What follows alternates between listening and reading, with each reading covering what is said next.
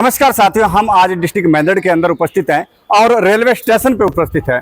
महेंद्रगढ़ को पिछड़ा वर्ग बोला जाता है, लेकिन हम पिछड़े उसी वर्ग के बारे में आज आपको जानकारी देंगे। सरकार के द्वारा जो यहाँ पे गतिविधियां की गई हैं, जिस प्रकार से कार्य यहाँ पे चल रहे हैं, उन कार्यों का खुलासा करेंगे और वो कार्यों की आवाज सबसे पहले यहाँ किसने उठाई थी, उन शख्स में हम आपको मिलवाएंगे। इस रेलवे स्टेशन के ऊपर आए दिन प्रतिदिन काफी समस्याओं का सामना करना पड़ता था, यात्रियों को विशेषकर सामना करना पड़ता था, लेकिन अब आने वाले समय में यहाँ पे इस प्रकार की कोई भी समस्या नहीं होगी।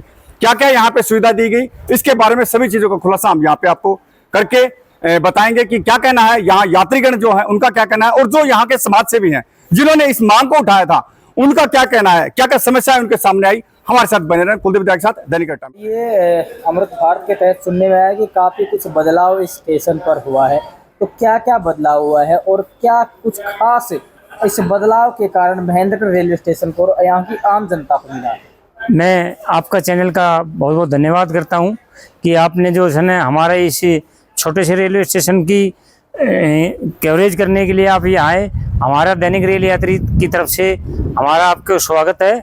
और मैं आपको बताना चाहूँगा कि ये स्टेशन बहुत ज़्यादा पिछड़ा हुआ था और हमने 10 साल 15 साल से लगातार रेलवे बोर्ड के अधिकारियों से, बीकानेर के मंडल के अधिकारियों से, जयपुर के मंडल के अधिकारियों से, उनके साथ बहुत ज़्यादा हमने मेहनत करनी पड़ी, क्योंकि वहाँ जो अधिकारी बैठे हैं वो लगभग 95% अपने राजस्थान से संबंध रखते हैं।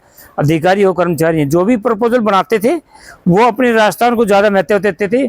आप देखिए पिछली बार लगभग 500 करोड़ रुपये कम से कम रेलवे बजट में मिले थे, उनमें हमारे को जो उसने कुछ नहीं मिला, क्योंकि उन्होंने सदाई जो है इसे भेदभाव किया है महेंद्रगढ़ के साथ, दक्षिण हरियाणा के साथ।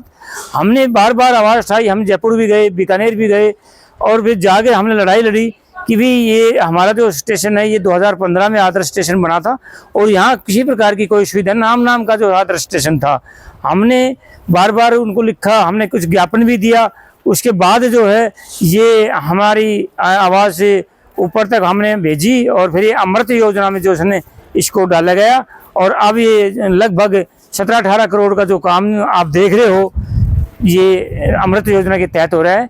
इसमें अभी बात कर लेते हैं अमृत भारत योजना के तहत काम जो हो रहा है उसमें बदलाव क्या क्या हो रहा है, क्या कुछ नया हुआ है, क्या कुछ नई सौगात जनता को मिली है, वो बताइए। इसमें यात्रियों को हर प्रकार की सुविधा अभी देखिए आप, ये मैं आपको दिखाऊंगा, टीन शेड भी बढ़ाई गई। पहले 100 फुट की टीन शेड थी और 100 फुट की अपनी पश्चिम की और 100 फुट अपने पूर्व की दिशा ने, मतलब 300 फुट करीब ये कवरेज होगी। और ये होने के बाद उसके बाद प्लेटफार्म नंबर 2 पर भी हम मांग करेंगे कि ये काम हो जाए। उसके बाद प्लेटफार्म नंबर 2 पर भी हर प्रकार की यात्रियों को सुविधा मिले, बिजली, पानी और ये जो इंडिकेशन, जो अपने डिब्बा इंडिकेशन बोलते हैं, जहाँ ट्रेन की पूरी जानकारी मिलती है भाई कौन सा डिब्बा कहाँ आएगा, ताकि यात्रियों को इधर उधर ना भटकना पड़े। अभी बातचीत कर लें तो वंदे भारत को लेकर भी चर्चा यहाँ पर चल रही है और वंदे भारत सुनने में आ रहा है कि यहाँ ठहरने वाली भी है। और आपने काफ़ी लंबे समय तक ये मांग उठाई, लेकिन लोगों का ये कहना था कि भाई पाटोदाती तो पागल है, वंदे भारत यहाँ कभी रुक ही नहीं सकती। तो क्या कुछ कहेंगे, कितनी मेहनत करनी पड़ी, क्या क्या समस्या है आपके साथ? देखो, हमने आपको बता दूं मीडिया के द्वारा, मैंने लगभग 1.25 साल से एक संकल्प लिया था कि भी देश में प्रधानमंत्री नरेंद्र मोदी जी ने काफ़ी रूटों पर जो है वंदे भारत ट्रेन का संचालन किया हुआ है, तो हमारा भी ये सपना था, हमारी भी ये इच्छा थी कि दिल्ली से बीकानेर, दिल्ली से जोधपुर 1-2 ट्रेन हमारे यहाँ से गुजरे, ताकि हमें भी अपना वंदे भारत का इन लोगों को सुविधा मिले। हम बार बार कम से कम भी 50 बार हमने ज्ञापन रेलवे बोर्ड को भी भेजा, सांसद को भी दिया और MLA साहब को भी दिया। हम भी काफ़ी संघर्ष करते रहे और उस संघर्ष का नतीजा ये मिला कि आज जो है हमारी सभी देवताओं का आशीर्वाद रहा, सभी साधु संतों का आशीर्वाद रहा और वंदे भारत का ट्रेन का ठहराव 25 तारीख को 9:30 बजे यहाँ एक बहुत बड़ा भव्य स्वागत किया जाएगा।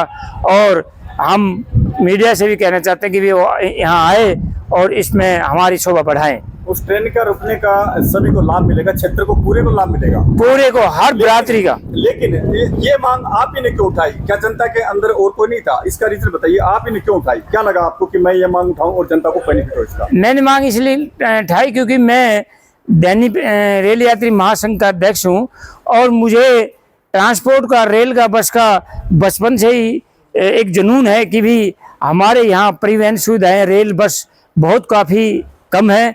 क्योंकि ये दिल्ली में आप कभी मैं गए नहीं हो, मैं दिल्ली जाता रहता हूँ, तो मैंने देखा है कि दिल्ली से पानीपत डेली पैसेंजरों के लिए काफ़ी ट्रेन है, पलवल में भी, गाजियाबाद में भी, रोहतक में भी, मतलब काफ़ी दिल्ली के डेली पैसेंजरों को अगर हमारी यहाँ से दैनिक रेल यात्रियों के लिए एक ईएमयू अगर दिल्ली के लिए चल जाए तो मैं आपको विश्वास देता हूँ जो लोग 15-15, 20-20 हज़ार रुपये किराए में जो दिल्ली गुड़गांव जो रहते हैं वो एक छोटी सी एमएसटी बनवाने के बाद और अपने घर में आराम से सुबह शाम रेल से आवागमन कर सकते हैं। ना तो दिल्ली के लिए हमारे यहाँ से मात्र 2 बसें हैं, मात्र पूरा महेंद्रगढ़ जिले, यहाँ से महेंद्रगढ़ बस स्टैंड से, और ट्रेन सुबह 4:30 बजे चली जाती है। उसके बाद 9 बजे है, वो 9 वाली ट्रेन तो बिल्कुल बेकार है, वो लगभग 12-1 बजे दिल्ली पहुँचती है, उसका कोई फ़ायदा नहीं। वो पहले सही चलती थी, 7:30 बजे जो दिल्ली जाती थी वो सही टाइम पे 10:30 बजे तक दिल्ली पहुँचती थी, और अब वो लगभग 1-1.5 बजे पहुँचती है, उसका कोई फ़ायदा नहीं। क्या यात्री को इस प्रकार की सुविधा मिलेगी यहाँ पे कि यहाँ बैठ के यात्री देख सकेंगे कि कहाँ ट्रेन आ चुकी है? क्या हाँ, वो सभी उपस्थित होगी?